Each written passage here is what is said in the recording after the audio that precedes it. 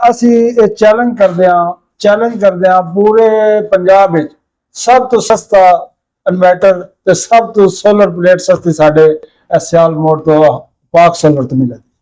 वाह जी, क्या बात है। सस्ती ते नाल क्वालिटी भी बहुत अच्छी, फिर गारंटी शुदा जी। ये नहीं है भी असं तुहानू दे देना ते बस खत्म। असि गारंटी शुदा तुहानू इन्वर्टर भी देंगे और प्लेट भी 5 साल वाली गारंटी वाली देंगे। अच्छा, सस्ता भी दसो, क्वालिटी भी दसो ते मोड़ गारंटी 5 साल। हाँ जी, साडे कोल फैसलाबाद वाले लै जांदे जे, सरगोधे वाले लै जांदे। सरगोधे बाजार विच सब तो ज्यादा साडा इन्वर्टर विक रहा है, मगर साडे कोल होलसेल लैके जाते हैं ते असीं आम बंदे नूं ओही रेट लगांदे जो सरगोधे वाले नूं दे रहे हैं। तुहाडे कोल प्लेट जिहड़ी है वो केड़ी कंपनी दी है? साडे कोल जिंको पई है, लुंगी पई है ते JA पड़ी है। ठीक हो गया। हर किस्म की कंपनी जिहड़ी मशहूर है और हर किस्म का साइज भी? जी, हर किस्म का साइज है जिहड़ा इस टाइम रेगुलर चल रहा है वो सब तो ज्यादा साडे कोल मिलेगा। जो जितना चाहिए उतना मिलेगा, सस्ता मार्केट तो सस्ता मिले।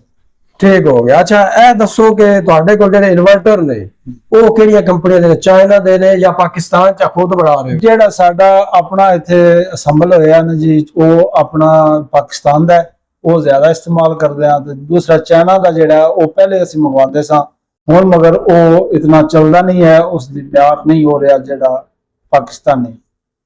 ठीक हो गया। अच्छा, अगर कोई बंदा अपने घर नूं सोलर ते लियाना चाहंदा है, घर दे विच AC है, फ्रिज है, मोटर है या जेहड़ा आम लोड हुंदा है, ओदा जेहड़ा है वो कितने एम्पेयर ओदा हुंदा है, ओ जरा ओदे बारे इंफॉर्मेशन दे। सर जी, जेहड़ा घर वास्ते हुंदा ना, आम मीटर लगे हुंदा वो 30 तो 40 एम्पेयर दा मीटर हुंदा है वापटा दा।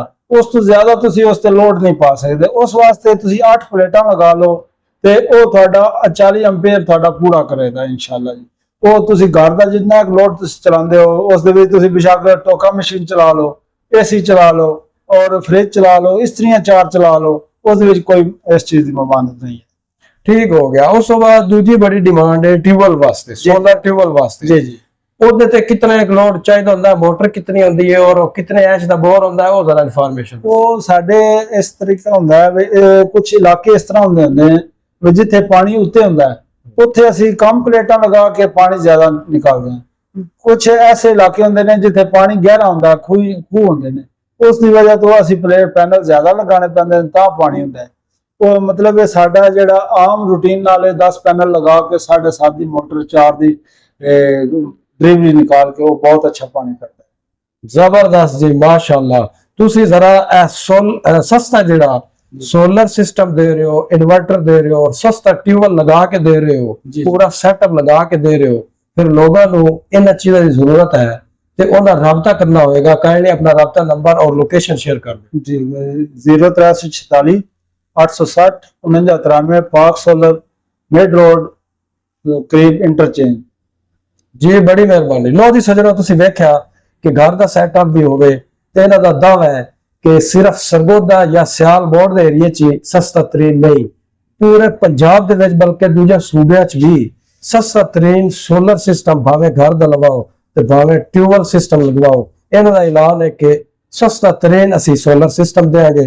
सजणो, यह वीडियो मैनू बड़ी चंगी लगी, मैं तुहाडे नाल शेयर करना चाहता सा। इस वीडियो च इतना ही सी। हो गया इजाजत। रब अल्लाह हाफिज़। अस्सलाम वालेकुम।